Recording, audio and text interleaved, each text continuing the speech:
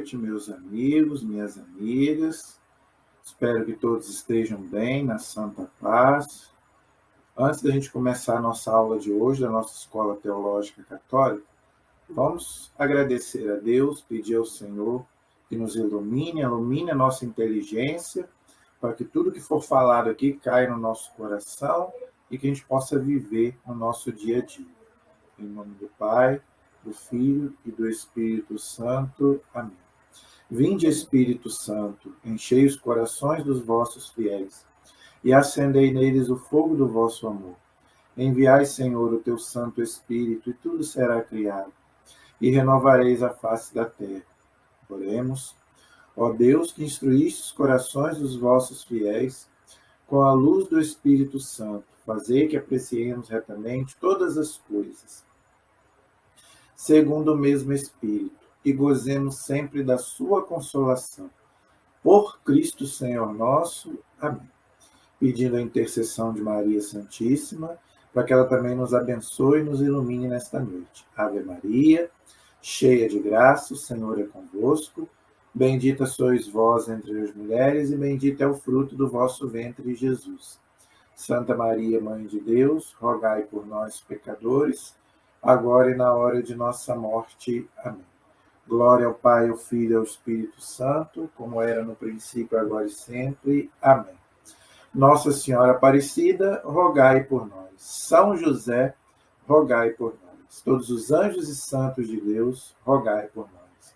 Em nome do Pai, do Filho e do Espírito Santo. Amém.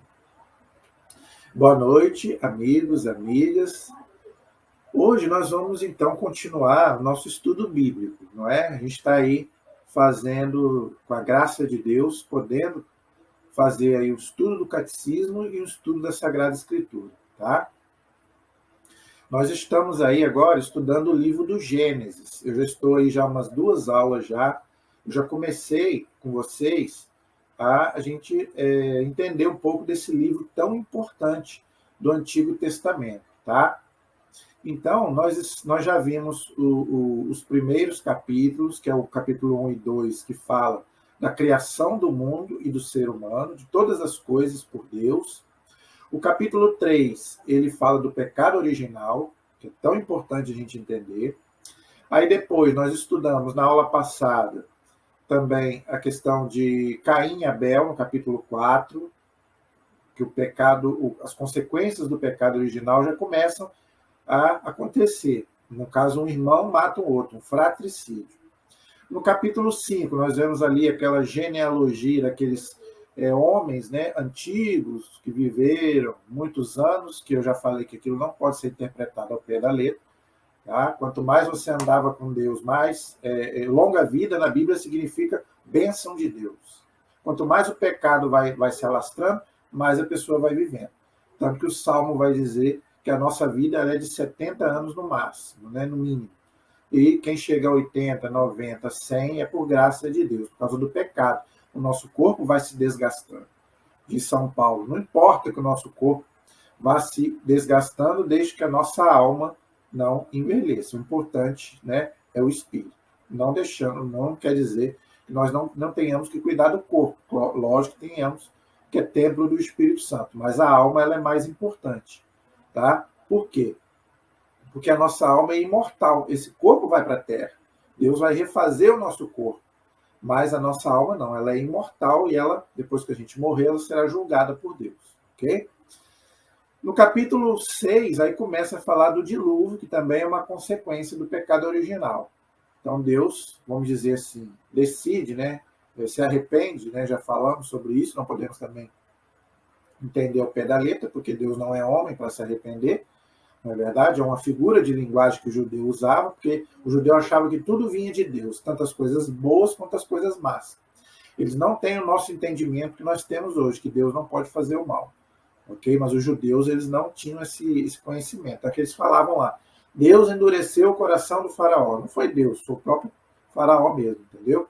Então, capítulos 6, 7, 8 e 9 falam dessa questão aí da corrupção da humanidade e também do dilúvio. Com Noé, Deus salvou ali um justo e com a sua família, que é outra coisa, outro entendimento que a gente conversou na aula passada, né? Deus sempre quer salvar a família, seja no dilúvio. Nós vamos ver também depois em Sodoma e Gomorra, ele também salva uma família. A mulher de Lot olha para trás por desobediência e acaba virando uma estátua de sal. Mas Deus, ele sempre quer salvar a família desde que ela permaneça fiel a Deus. Isso que as nossas famílias têm que fazer. Se a gente for fiel a Deus, Deus vai sempre nos proteger, ok? Mesmo com as tribulações, com as dificuldades da vida, tá bom? Então, hoje, gente, a gente vai continuar a partir do capítulo 10 do livro do Gênesis, lembrando que o Gênesis ele tem 50 capítulos, e ele é dividido em 3 partes, tá? Do capítulo 1 a 11 é a pré-história bíblica, é aquilo que aconteceu lá antes de Abraão, e que a gente não tem muito dados históricos, vamos dizer assim, nem científicos, até porque a Bíblia também não é um livro de ciência, nem de história. A Bíblia é um livro de verdades religiosas, ok? Mas a história do povo judeu começa com Abraão. Por isso que fala que Abraão é o pai do povo judeu, ok? Então, do capítulo 1 a 11 é o que os historiadores chamam de pré-história bíblica, tá? Então, a história bíblica começa com Abraão. Então, é a segunda parte, que vai do capítulo 12 até o 36, que conta o quê? A história dos patriarcas. Quem são os patriarcas? Abraão, Isaque e Jacó, ok? E a terceira parte, que é do 37 ao 50, é a história de José do Egito, um dos 12 filhos de Jacó, que é vendido pelos irmãos, nós vamos ver também, e ele acaba salvando o povo lá da fome, ok? Então, hoje nós vamos terminar, então, se Deus quiser, o capítulo 10 e 11, e, dependendo do tempo, a gente até faz uma introdução sobre o capítulo 12, que é o quê?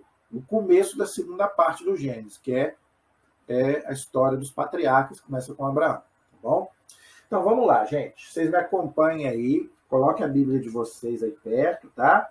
E a gente vai comentando algumas coisas sobre o capítulo 10 do livro do Gênesis, ok? O que o capítulo 10 do livro de Gênesis ele aborda? Ele aborda os 70 povos. O que quer dizer esses 70 povos que o Gênesis fala lá no capítulo 10? Então vamos lá. Após o dilúvio, o Gênesis apresenta uma tabela de 70 povos descendentes de Noé e de seus filhos. Então Noé ele teve 3 filhos, Sem, Cã e Jafé. Está lá em Gênesis, capítulo 10, versículos de 1 a 32, ok? E em Gênesis, capítulo 11, versículos de 1 a 9, o episódio da Torre de Babel, com profundo sentido religioso. Então, nós vamos estudar, então, agora esses 2 capítulos, 10 e 11. Vamos lá. Os filhos de Noé, né? Então, esses 3, eles são aqueles que povoaram a terra após o dilúvio, ok? O primeiro deles foi Jafé.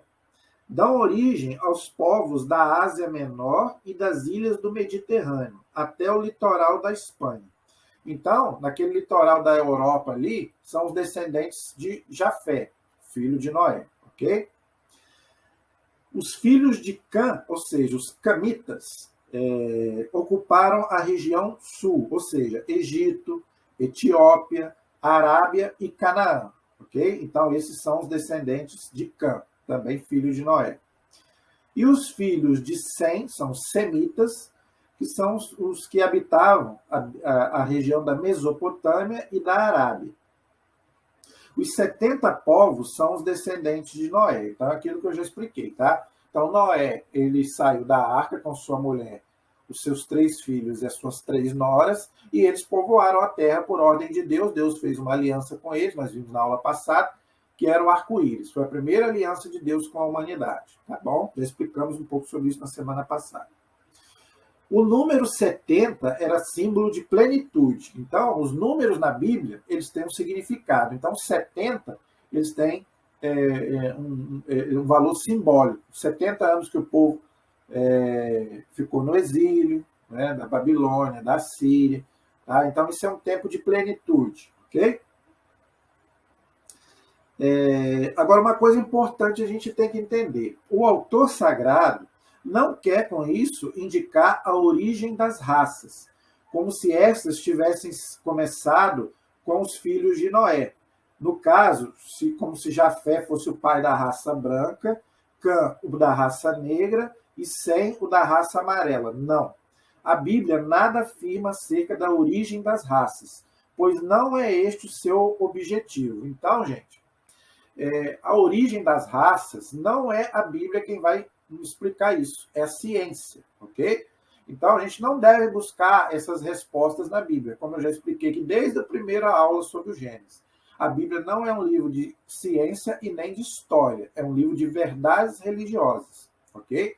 Então, o que a Bíblia ensina para nós no capítulo 10? Que os descendentes de Noé, os filhos de Noé, povoaram a terra após o dilúvio e, vamos dizer assim, através deles, Deus continuou a sua aliança com os homens após o pecado original. Esse é a verdade religiosa que quer dizer aí. A tabela de Gênesis 10 quer indicar o quê? Isso é que é importante, ó, presta atenção. A unidade da origem de todos os povos, embora espalhados pela terra, esta mentalidade de origem comum e de fraternidade entre os homens não havia na literatura de outros povos antigos. Entendeu o que ele está explicando? Então, essa unidade entre os filhos de Noé não tinha nos outros povos. Por quê? Porque eles eram pagãos e adoravam muitos deuses. Então, eles se separavam. Não tinha uma unidade como teve nos filhos de Noé. Entendeu? Essa é o mais importante a gente entender.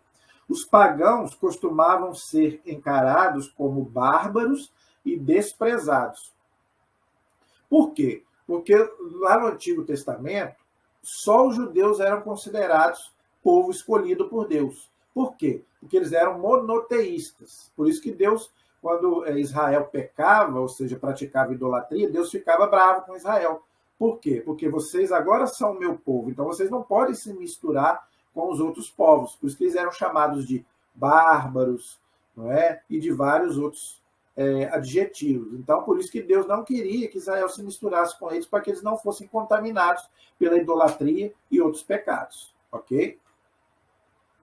Esta unidade de todos os povos já queria significar, desde longe, que todos os homens são chamados à salvação, que vai acontecer com Abraão. Olha aí, então vai começar com Abraão, porque Deus escolhe o povo, vai começar através de Abraão.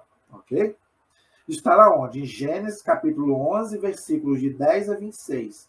E sua descendência até Cristo.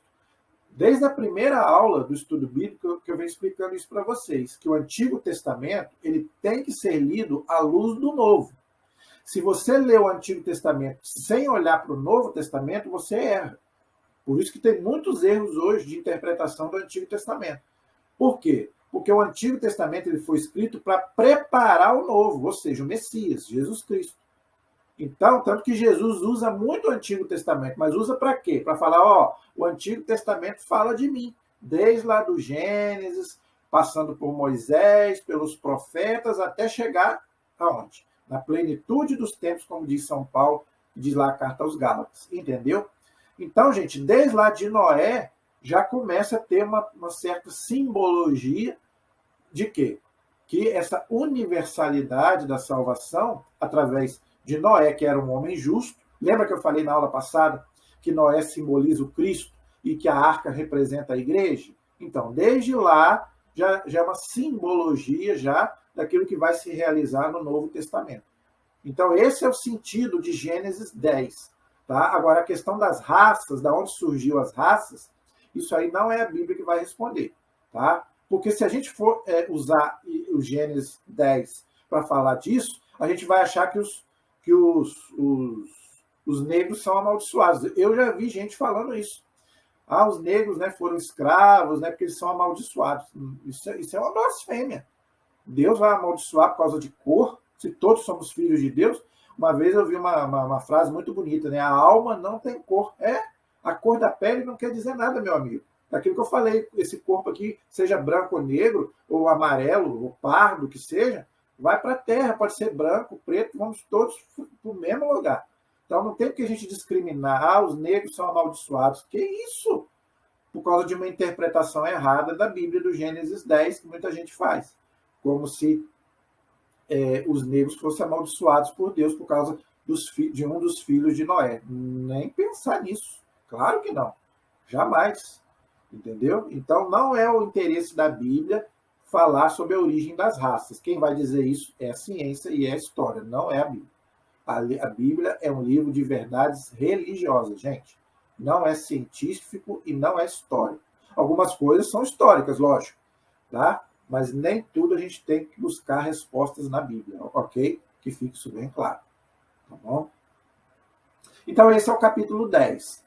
No capítulo 11, vem o episódio da Torre de Babel, que não tem a finalidade de explicar a origem das línguas. É outro erro também. Tem gente que lê Gênesis 11 e acha que ali a gente tem a interpretação da origem das várias línguas que existem, né? Não, também não é a Torre de Babel que vai explicar isso. Também é a ciência e a história, ok? Não é a Bíblia. A Bíblia não foi escrita para falar dessas coisas, gente, ok? Então, o que a Torre de Babel nos ensina, gente? Vamos lá, tem muita coisa boa e importante para a gente entender. Vamos lá. Esta torre muito alta deve ser entendida como as que havia na Babilônia. Olha aí, então na Babilônia já havia essas torres, tá? Que eram chamadas de zigurates, essas torres. Que os arqueólogos, olha aí, tá vendo como é que a arqueologia e a Bíblia andam juntas? Ok?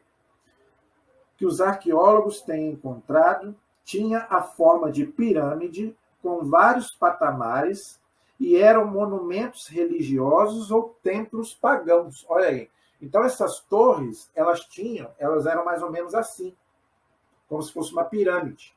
E lá em cima, aqui em cima, eles achavam que ficavam os deuses da Babilônia. Por isso que eles faziam essas torres muito altas, porque eles queriam chegar até lá em cima na torre para poder se comunicar com os deuses, porque eles achavam que os deuses ficavam aqui.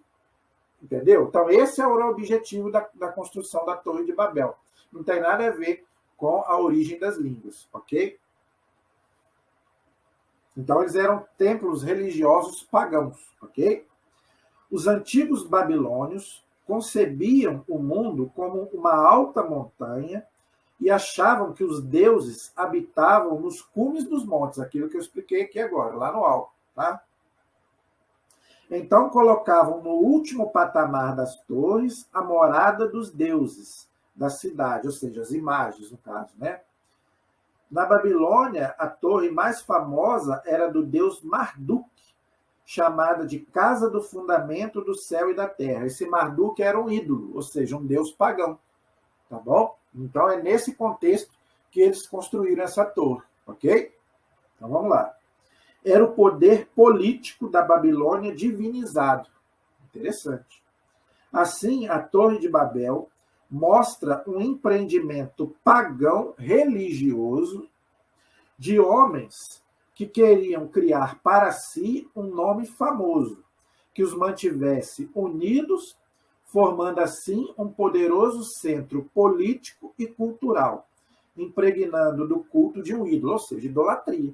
Então, estavam fazendo ali aquela torre para praticar idolatria, tá bom? Queriam construir longe do Deus verdadeiro um centro político e religioso que tivesse domínio universal. Então, isso que eles queriam, entendeu? Eles queriam construir uma torre, né? Para quê? Para dominar o mundo, entendeu? E prestar culto aos deuses deles lá. O símbolo desse poderio seria a torre muito alta, mas o Senhor confundiu a linguagem das pessoas e colocou confusão entre elas. Está lá em Gênesis, capítulo 11, versículo 7. Então, por que Deus colocou aquela confusão? Eles todos falavam uma língua só. Por que Deus confundiu a língua deles? Para que eles não se dassem bem naquilo que eles estavam pretendendo fazer. Porque eles estavam querendo fazer aquilo ali para idolatria. E Deus queria que eles adorassem o único Deus. Entenderam? Essa é a verdade religiosa que está por trás do Gênesis 11 da Torre de Babel. Ok? Deus permitiu que a soberba, que é o primeiro pecado capital, nós fizemos um vídeo aqui sobre isso, tá? daqueles homens pagãos se voltasse contra eles mesmos e se desentendessem entre si, afastando-se um dos outros e fracassando no seu projeto, aquilo que eu expliquei. Projeto o quê? De dominar o mundo através, né, lá dos cultos pagãos, tá bom? Não é que tenha havido uma súbita multiplicação das muitas línguas, não. Mas em consequência da dispersão, havia surgido lentamente as línguas diferentes, porque o Senhor os confundiu, tá? A mensagem, olha, isso que é o mais importante. A mensagem forte do episódio narrado é que pela falta de uma união interior feita pelo Deus verdadeiro, olha aí, entendeu? Aconteceu o esfacelamento do grupo. Então, quando você não segue a Deus, você não serve a Deus, o que acontece? A dispersão, acontece a divisão. Por isso, gente, que é muito grave a questão da divisão entre os cristãos. Por isso que a igreja luta muito para que os cristãos se unam novamente. Tá? É difícil? É difícil. Nós temos divergência? Temos divergência. Mas a gente tem que fazer o possível para que essa unidade volte. Por quê? Porque a divisão não vem de Deus. Olha de onde vem. Não vem de Deus. Vem da soberba humana e também quem que divide. Sabia que a palavra diabo quer dizer aquele que divide? Então, toda divisão não vem de Deus. Vem do diabo e vem da nossa soberba. Tá? O autor sagrado, o hagiógrafo, deu o nome de Babilônia à cidade orgulhosa de Gênesis 11. Na história sagrada, este nome tornou-se o símbolo do poder deste mundo que se faz adverso e inimigo de Deus. Interessante. Então, toda vez que você ouvir falar de Babilônia, quer dizer o quê? O adversário de Deus. Por quê? Porque eram pagãos que adoravam muito os deuses e que queriam desafiar o próprio Deus. Ok? Agora, interessante. Mais tarde, no início do cristianismo, os cristãos vão identificando com a cidade de Roma que matava os cristãos. É a Babilônia do Apocalipse, está lá em Apocalipse 17. Então, a besta do Apocalipse, quem são? São os imperadores romanos que se julgavam deuses. Entenderam? Então, gente, por que eu estou falando isso? Porque tem uns maldosos aí, umas seitas aí, até cristãs, que falam que a Babilônia do Apocalipse 17 é a Igreja Católica, que a besta é o Papa. Tá? Olha que ignorância teológica. A Babilônia é a Roma antiga que matava os cristãos, nós já estudamos, fizemos um vídeo sobre isso, né? A matança dos cristãos. Por quê? Porque eles não aceitavam adorar o imperador que se julgava um Deus. Entendeu? Então, desde lá do Antigo Testamento, através da Torre de Babel, já era uma prefiguração dessa idolatria que iria acontecer lá na Roma Antiga, que o Apocalipse também fala. Viu como é que Antigo e Novo Testamento eles se completam? Um completa o outro. Apocalipse completa o Gênesis. Primeiro e último livro da Bíblia. Viu como é que a Bíblia toda é uma unidade? Agora você tem que entender e tem que interpretar corretamente. Ok? Senão acontecem aberrações igual essas interpretações que eu falei aqui. Né? Igreja Católica, Papa, né? Esses absurdos que eu não sei da onde que as pessoas... Bem, a gente sabe, né, da onde vem, né? E quem está por trás disso. Mas é muita maldade humana fazer uma interpretação dessa. Ok? Mas vamos continuar aí. Mais importante. Vamos lá. O episódio da Torre de Babel quer mostrar o quê? Que o mal que foi gerado pelo pecado original, consumado pela morte de Abel, olha aí, punido pelo dilúvio, vai alastrando cada vez mais. Deu para vocês entenderem o que ele está explicando aqui? Com o pecado original, o mal só vai aumentando. Né? Caim que mata Abel, dilúvio, agora Torre de Babel, daqui a pouco a gente vai ver Sodoma e Gomorra, e assim vai. Né? O mal só vai aumentando. Por causa do quê? Ele já estudou, teve várias aulas sobre isso. O pecado original. Tá? Estragou a humanidade. Tá bom? O que faz constituir um povo à parte em Abraão. Por isso que Deus, lá em Gênesis 12, vai escolher o seu povo para quê? Tirar dessa idolatria. Tá bom? A fim de preparar a salvação da humanidade perdida no pecado. Isso aí a gente já cansou de explicar aqui, né?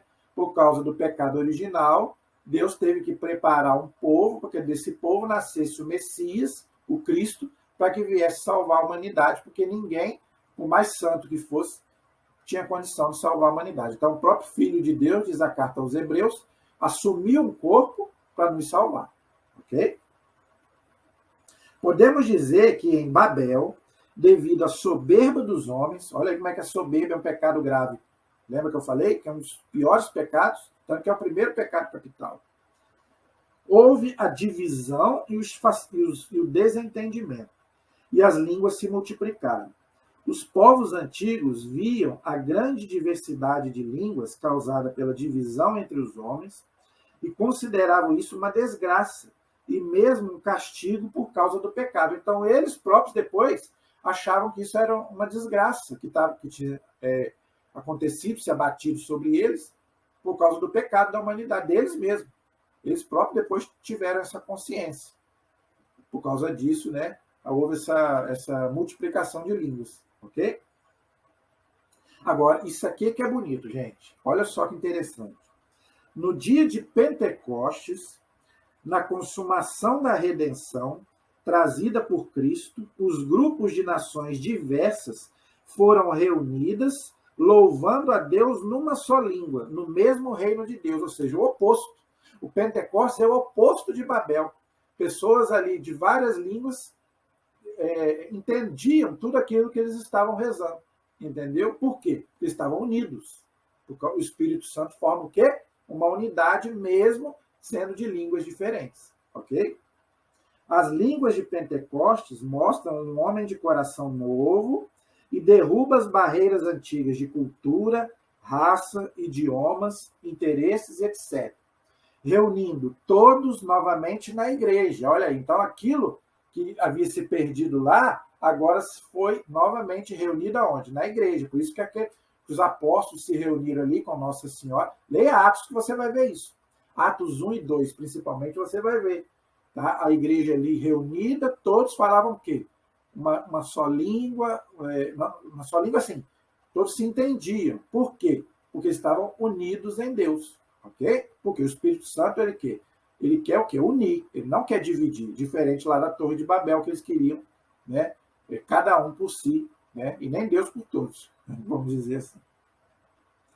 Então, a igreja, a família nova de Deus, como os irmãos unidos no mesmo ideal de amar e servir a Deus, longe de uma vida de orgulho, que era lá da Torre de Babel, e soberba que divide e faz os homens não se entenderem nem mesmo na língua. Isso está onde? Atos capítulo 2, versículos de 1 a 11. Então, depois você pode comparar. Faça essa comparação. Leia depois. Gênesis capítulo 11, versículos de 1 a 9. Depois você leia lá Atos 2, de 1 a 11. Você vai ver a diferença entre um e outro. Aqui, todos falavam a mesma língua, mas não se entendiam. Depois houve, né, a divisão. Aqui, em Pentecostes, né, tinha povos de várias línguas, mas todos eles se entendiam. Por quê? Havia uma união entre eles. Quem fazia essa união? O Espírito Santo, Deus. Tá? Então, olha só a diferença quando você está na presença de Deus de quando você não está na presença de Deus. Esse é o ensinamento de Gênesis capítulo 11, da Torre de Babel. Tá bom? Espero que vocês tenham entendido aí esses dois capítulos. Tá? Então, aí nós encerramos, então, o capítulo, do capítulo 1 a 11, a pré-história bíblica. Então, agora, vamos, então, fazer pelo menos uma introdução, ainda estamos ainda com um tempinho, vamos fazer pelo menos uma introdução aí à segunda parte do Gênesis, que é os patriarcas.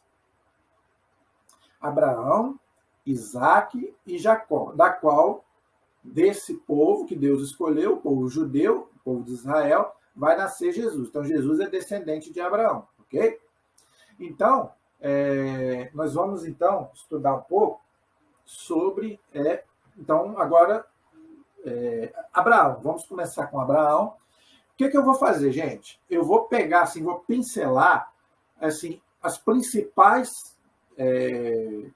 principais textos da vida de Abraão, tá bom? Eu não vou estudar aqui tudo, tá? Porque senão a gente vai gastar muito tempo e também não é esse o nosso objetivo, tá? ler versículo por versículo. Eu penso que não é o nosso objetivo aqui, tá bom? Então, nós vamos fazer o quê? Com Abraão, Isaac e Jacó, tá bom? Nós vamos fazer o quê? Nós vamos fazer um resumo e vamos pegar aqueles pontos principais da vida deles e vamos colocar aqui. E vamos fazer uma explicação de uma forma geral, tá? Então, vamos lá.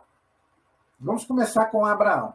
Então, na Bíblia de Jerusalém aqui está escrito a história dos patriarcas, ok?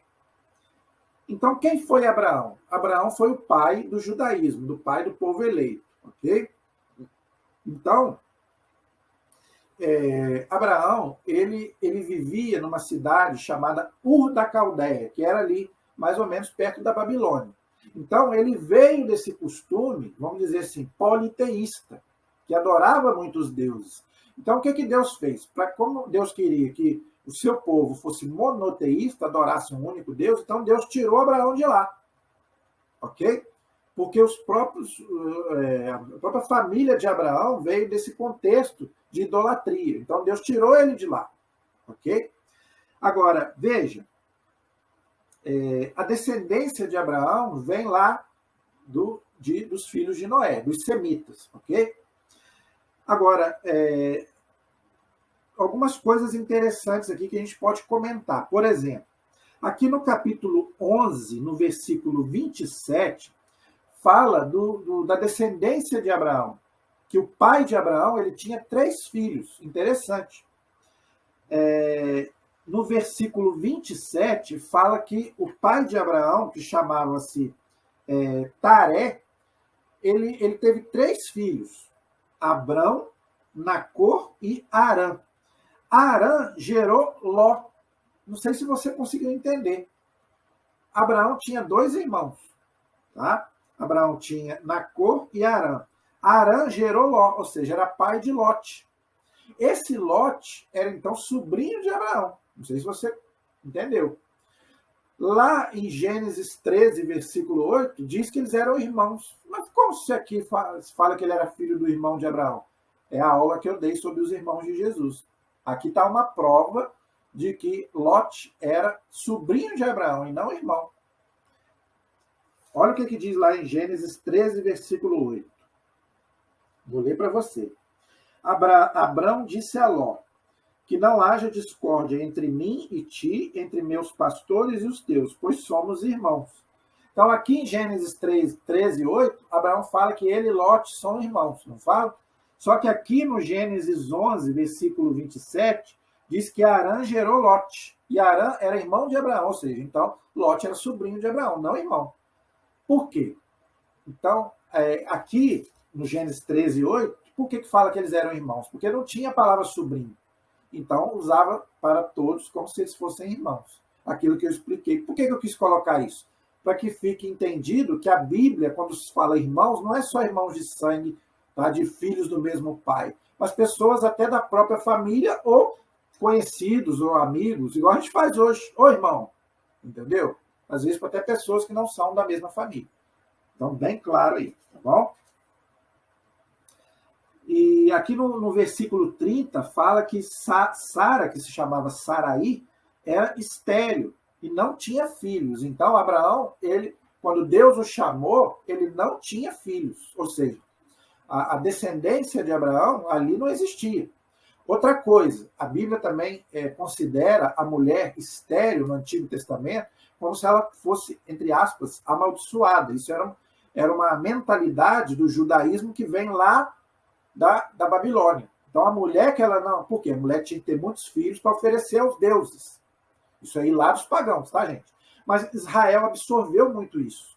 Então, a mulher no Antigo Testamento que ela não tinha filhos, ela era considerada amaldiçoada, tá bom? Por isso que todas as mulheres no Antigo Testamento, elas, vamos dizer assim, elas faziam de tudo para ter um filho.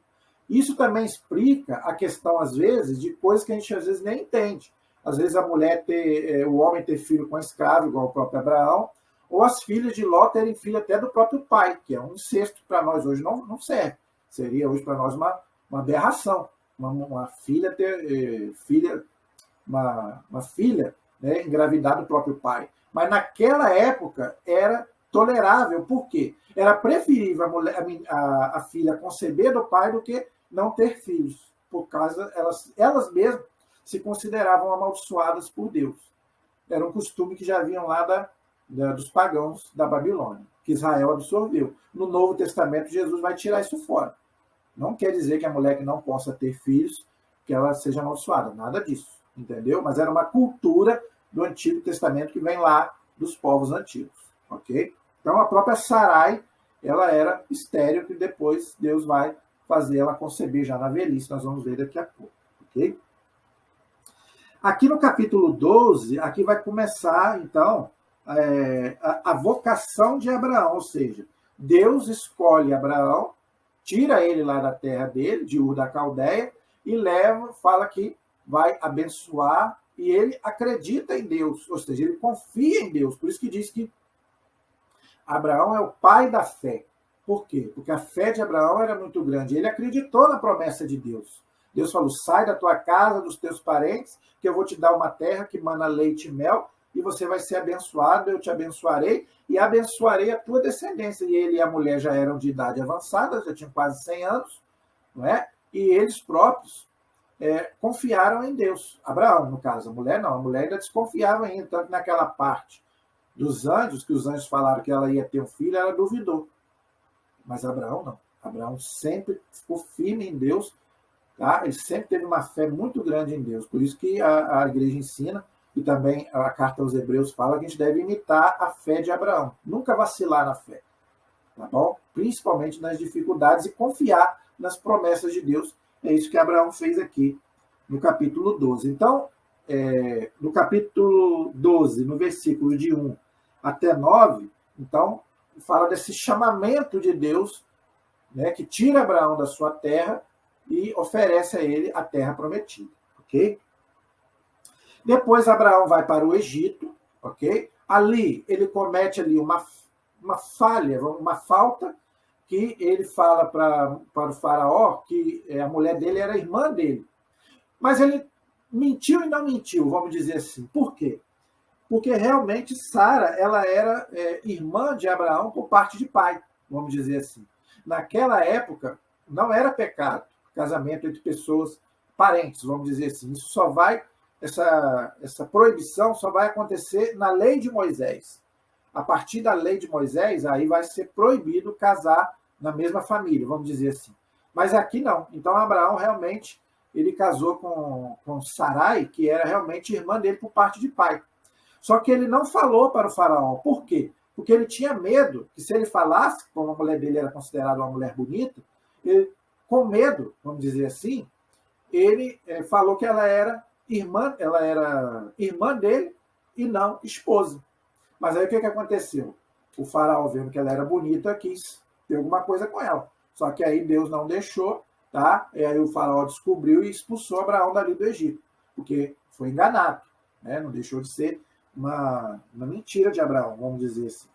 Então, gente, a mentira, ela o Novo Testamento fala que o diabo é o pai da mentira, que a gente deve evitar. A mentira pode ser um pecado mortal ou pode ser um pecado venial, dependendo da mentira. Ok? Então, a gente deve procurar, porque Jesus diz, né? Eu sou o caminho, a verdade e a vida. Então, quem fala a verdade é Cristo. O mentiroso é quem? É o demônio. Então, a gente deve procurar sempre falar a verdade. Então, esse é o ensinamento que esse texto aqui dá para nós. Tá? Tem hora que às vezes a gente omite, às vezes até para, vamos dizer assim, poupar a pessoa. Às vezes, nem é considerado um pecado se não prejudica. Agora, se aquela mentira prejudica alguém e se é para enganar o outro, aí pode ser um pecado até mortal. Ok? Porque, como diz Jesus, o mentiroso é o demônio. Ok? Então, isso é importante, esse é um ensinamento muito importante para a gente aí, tá? No capítulo 13, aí é o texto que eu li para vocês, é a questão de Abraão com Lot. Eles conversam, tem uma conversa ali, eles se desentendem, mas depois Abraão fala que eles devem ser unidos. Por quê? Porque eles são parentes, não são irmãos, são tio e sobrinho. Ok? No capítulo 14, Abraão encontra-se com 4 reis ali, daquela área ali onde Lote morava. Então, Lote acabou indo para a região de Sodoma e Gomorra e Abraão ficou ali, tá? Na Palestina, ok? E Abraão acabou vencendo aqueles reis, aqueles 4 reis ali, tá bom? Era aquelas guerras do Antigo Testamento ali, entre o povo de Deus e aqueles que não pertenciam ao povo de Deus. Isso aí a gente vai ver muito no Antigo Testamento, tá, gente? Já fiz uma aula também sobre isso, a moral do Antigo Testamento. Tá? Então, a gente vai ver muito isso, a questão da guerra santa, vamos dizer assim. Um Deus guerreando contra o Deus dos pagãos, ok? Agora, tem um texto aqui que eu não posso deixar passar, gente. É o texto de Melquisedeque, esse personagem muito emblemático, em que a gente não tem muitos dados dele, mas ele é um rei que simboliza o Cristo, Jesus, sabia disso? Então, esse texto aqui, eu considero ele bastante importante.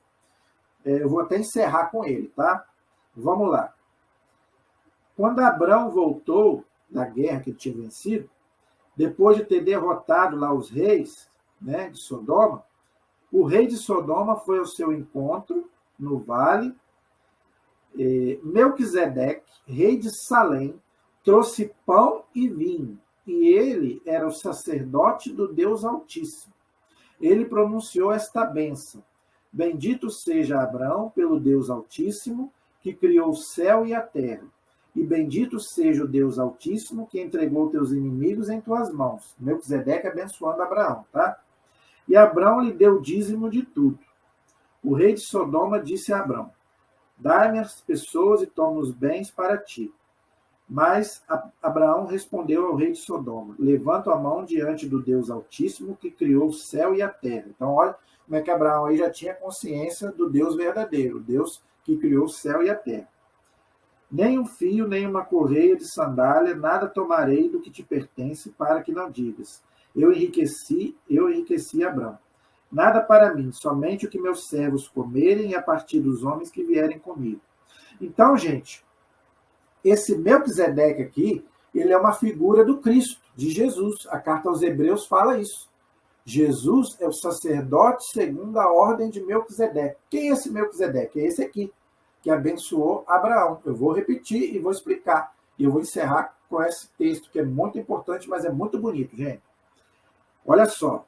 Melquisedeque, rei de Salém, trouxe pão e vinho, e ele era sacerdote do Deus Altíssimo.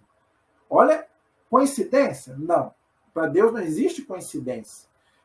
Ele era o rei e sacerdote. Então, ele prefigurava já quem é o rei? É o Cristo. Quem é o sacerdote? O Cristo, aquele que oferece um sacrifício. Jesus que se ofereceu a nós na cruz. E o que ele oferece para Abraão? Pão e vinho. O mesmo que Jesus ofereceu na Santa Ceia, que nós oferecemos aonde? Na Santa Missa. Gente, o Scott Hahn explica isso maravilhosamente bem, gente, naquele livro Banquete do Cordeiro. Por isso que eu falei, leiam esse livro, porque eu não estou com ele aqui agora para mostrar. O Banquete do Cordeiro, ele explica tudo isso, por isso que ele se converteu. Desde lá do Antigo Testamento, já tem uma prefiguração da missa. Isso aqui é missa. Olha o que ele fala. Melquisedeque trouxe pão e vinho. Ele era sacerdote do Deus Altíssimo e pronunciou a bênção. O mesmo que o sacerdote faz. Pronuncia a bênção sobre o Deus, sobre o pão e o vinho na missa. Mesma coisa que a gente faz na missa. Bendito seja Abrão pelo Deus Altíssimo, que criou o céu e a terra. Bendito seja o Deus Altíssimo. Praticamente as mesmas palavras que o padre diz na oração eucarística. Claro que com... Mas, lógico que ele fala mais coisas, lógico. Mas é a mesma coisa. Bendito seja Deus, né? Pai de nosso Senhor Jesus Cristo, né? Aqui, é muito bonito, entendeu? Então, gente, esse Melquisedeque aqui era uma figura de quem? De Cristo. E ele aqui está prefigurando o quê? O sacrifício de Cristo na cruz, que vai ser perpetuado aonde? Na Santa Missa, gente. Deu para vocês entenderem a importância da missa? Desde lá do Antigo Testamento. Aquilo que eu falei. Antigo Testamento, preparação para o Novo Testamento. Entendeu?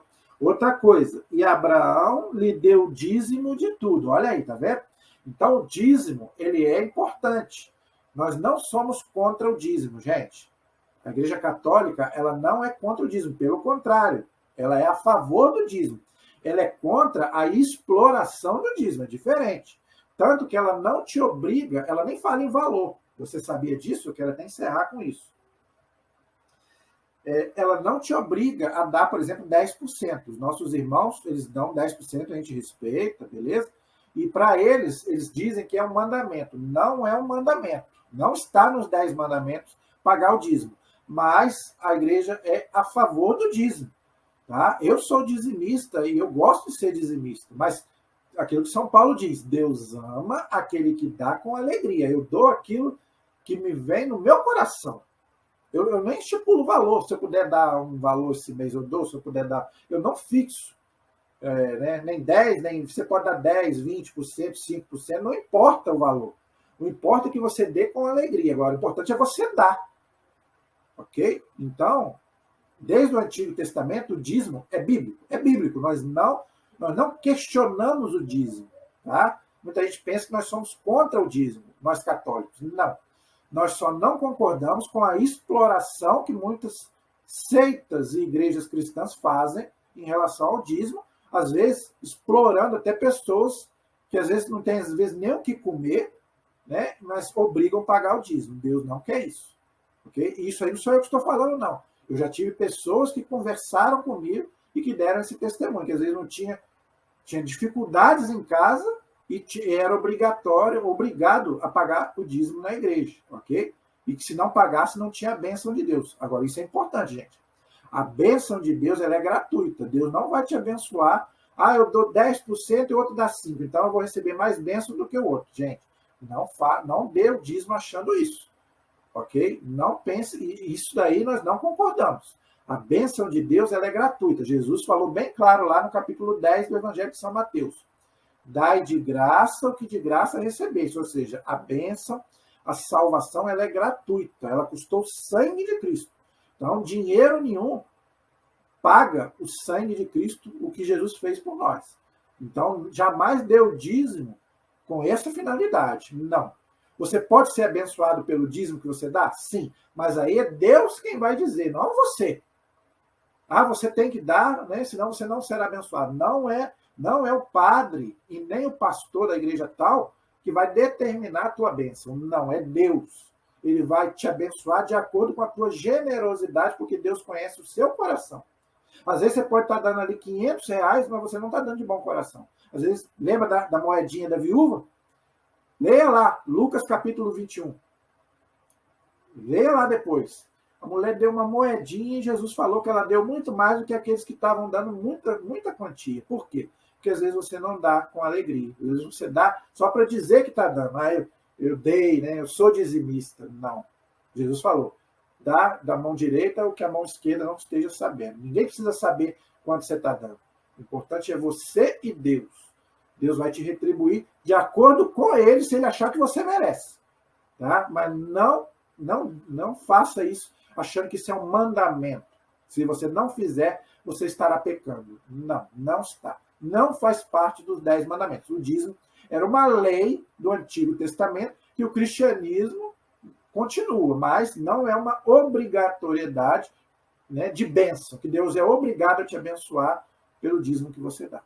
Ok? Mas Abraão aqui deu o dízimo, tá? E a gente vai ver muitos outros textos aqui onde Deus ele manda, sim, a gente dar o dízimo para o templo. E o dízimo também, gente, para que é o dízimo? O dízimo é para ajudar também a igreja. A igreja precisa de ajuda. O templo precisa, né, precisa de... Você não frequenta o templo? Você não gosta de ter as coisas ali, né? A pessoa, se você chegasse ali e visse tudo desdeixado, então isso custa dinheiro. Ninguém vive de vento, não é verdade? Então nós que temos que bancar. Não é verdade? Se a gente utiliza, a gente também tem que ajudar. Ok? Então nós paramos aí no Gênesis capítulo 14. Na próxima aula, então, nós vamos continuar então a partir do capítulo 15, que continua nos contando aí sobre Abraão. Nós vamos ter aí mais uma aula aí sobre Abraão. Não sei se vai dar para falar tudo. Se não der, a gente depois continua então na próxima aula. Então, na próxima aula, então, nós vamos continuar aí no capítulo 15 do livro do Gênesis, falando ainda de Abraão, ok? Espero que vocês tenham gostado da nossa aula de hoje, tá? Peço a vocês aí os comentários de vocês, as inscrições, dúvidas, perguntas, e compartilhe esses vídeos aí, tá? Nos grupos de vocês, onde vocês quiserem, para que a gente possa fazer um bom estudo bíblico. Olha quanta coisa a gente pode aprender que às vezes você católico não sabia, ok? Então, gente, você que não tem costume de ler a Bíblia, não tem como fazer um curso de teologia, olha o que Deus está te dando, uma oportunidade de você estudar a Bíblia de graça. A nossa proteção está no nome do Senhor, que fez o céu e fez a terra. Estivemos e permaneceremos sempre unidos em nome do Pai, do Filho e do Espírito Santo. Amém. Até o próximo vídeo, se Deus quiser. Deus abençoe a todos.